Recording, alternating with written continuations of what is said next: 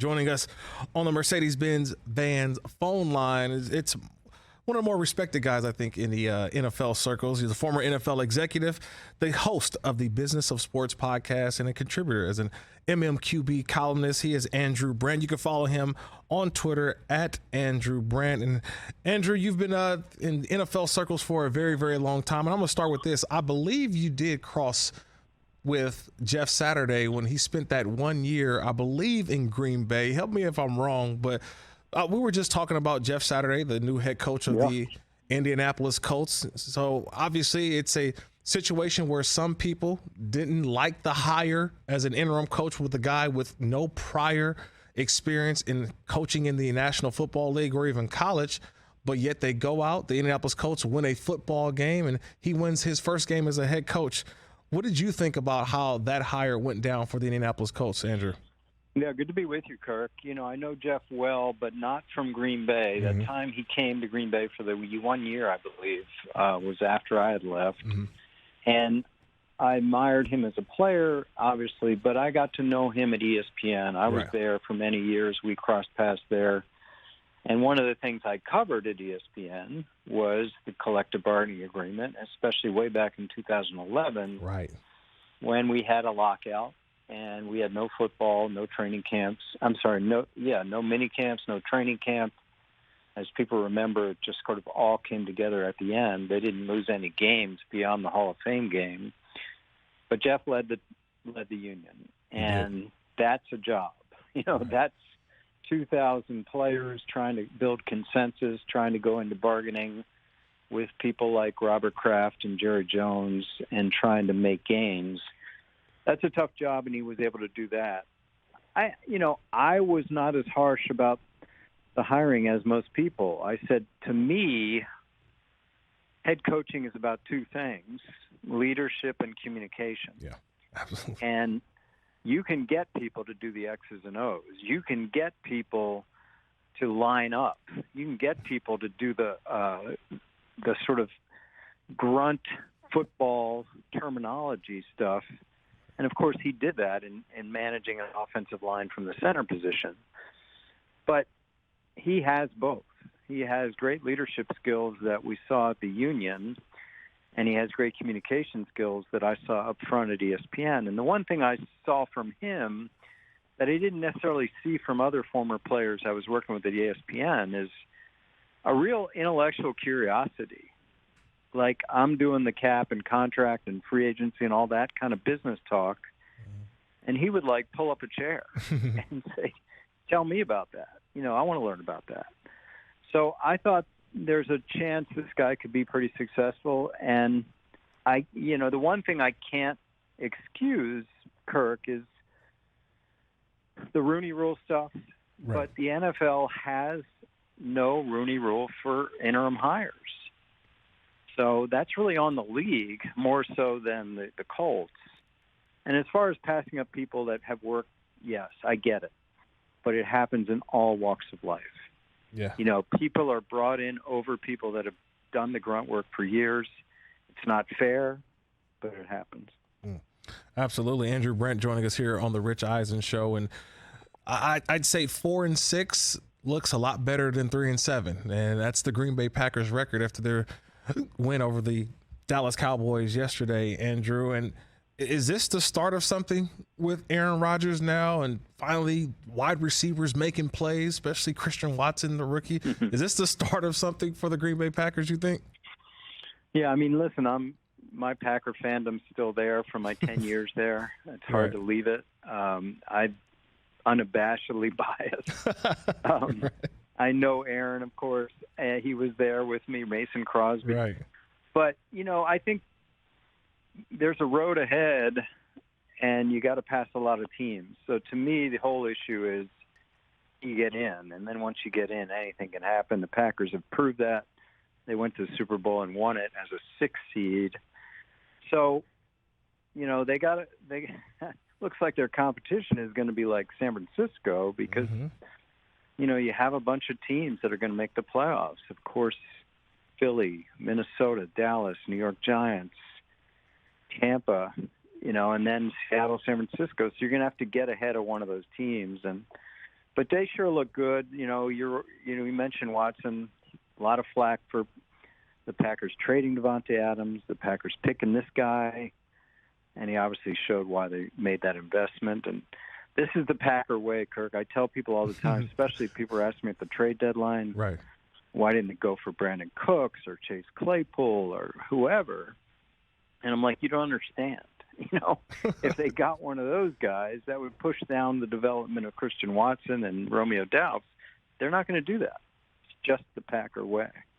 Just the Packer way. Former NFL executive Andrew Brandt is the host of the Business of Sports podcast and MMQB columns as well, joining the Rich Eisen Show. Kirk Morrison here filling in for Rich. You mentioned it, though.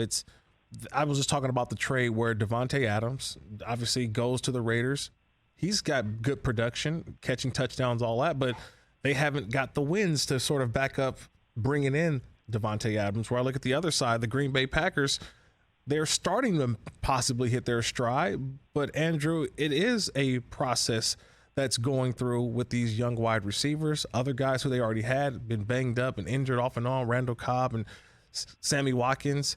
Do you think if the Packers could possibly do it over again, would they have traded Davante Adams, or this is something that needed to happen?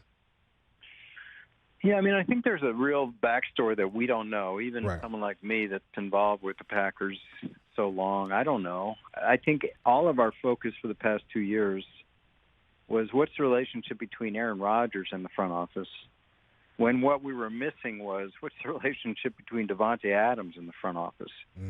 Something wasn't right there. Right. And something was amiss because from my days at the Packers, we always went after priority players and early contract extensions, and they, for whatever reason, didn't do that with him, maybe until it was too late, until the Raiders offered something. So something went on there. And listen, the story of the offseason to me, Kirk, was these wide receivers hitting a new benchmark in pay beyond anything we even thought of. $25 million a year.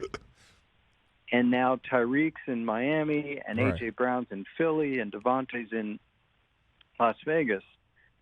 Now, the other two seem to work out, right? So Brown's made a huge difference in Philly. Hill's made a huge difference in Miami.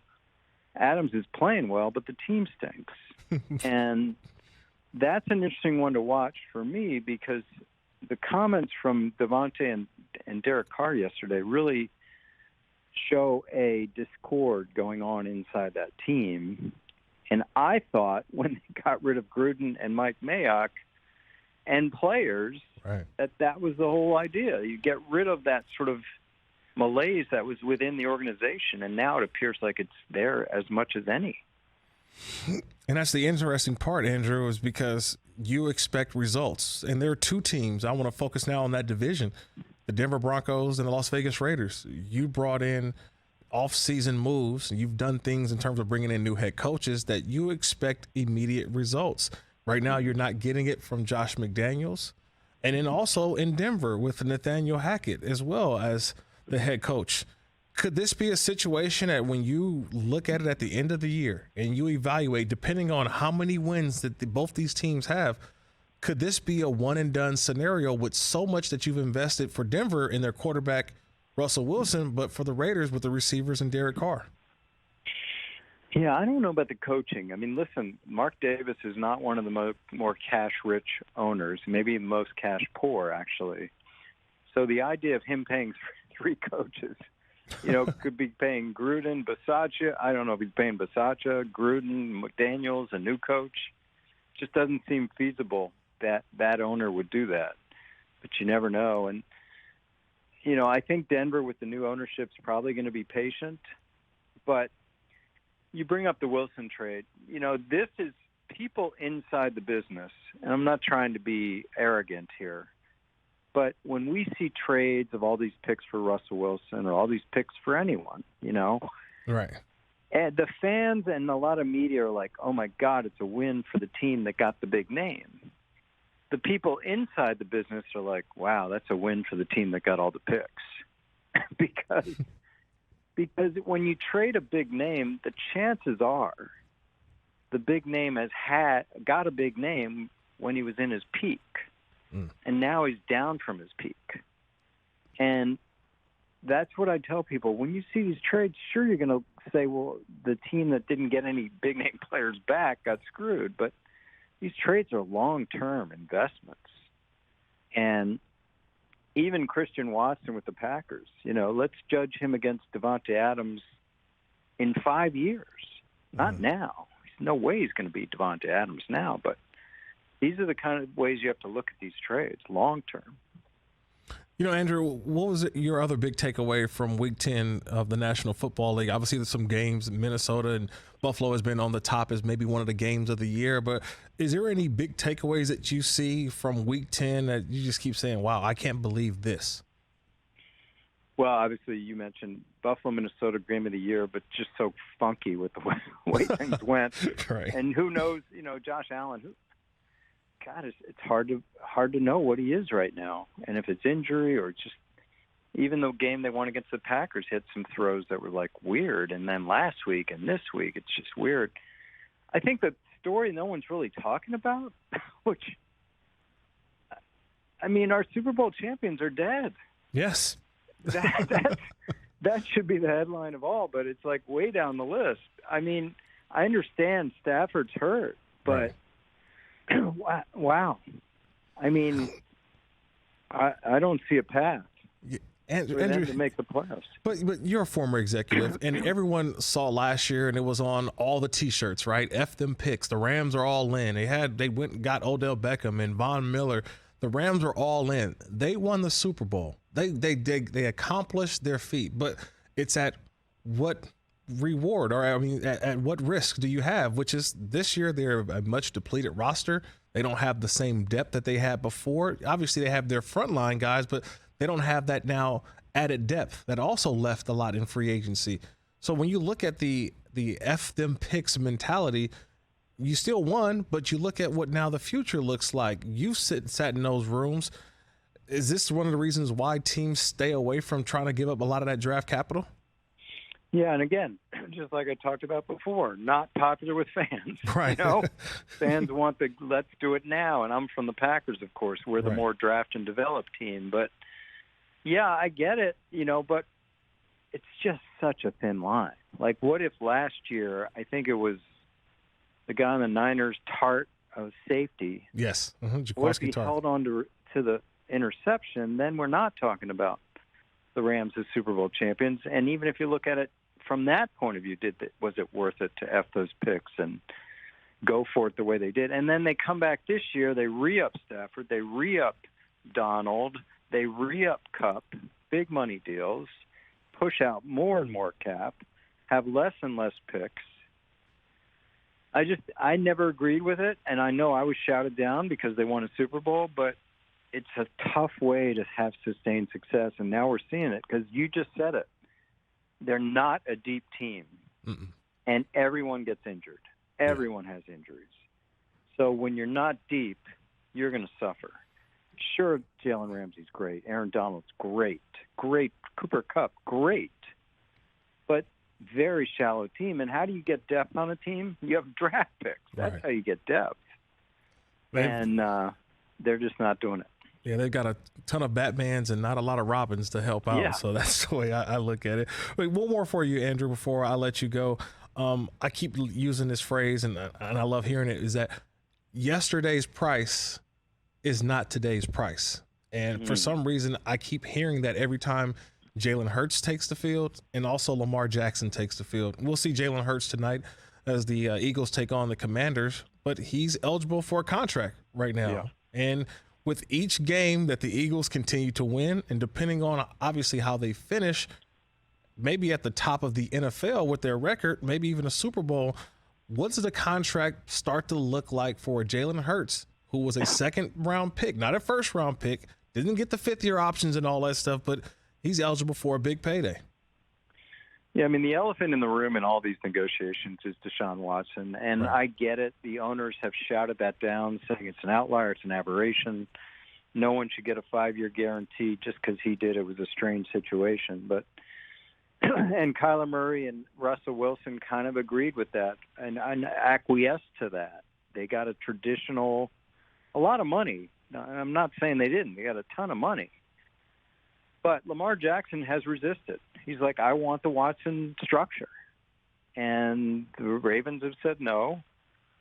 And that's where we are. Unfortunately for Jackson, they've got a franchise tag available next year. Hurts is obviously under contract next year, but he is eligible extension. And he's got to, be in that ballpark again. The Kyler Murray, Russell Wilson, top of the market deals. Is he going to ask for the Deshaun Watson guarantee? That's going to be tough because he's still in a rookie contract. Jackson, to me, is fascinating because he's his own agent. Right. And at least from what I can tell, he's been tougher, if you will, than Wilson and Murray, who had agents. And he's betting on himself. The problem is the Ravens have the tag. Lamar Jackson and Roquan Smith, both no agents. Yeah.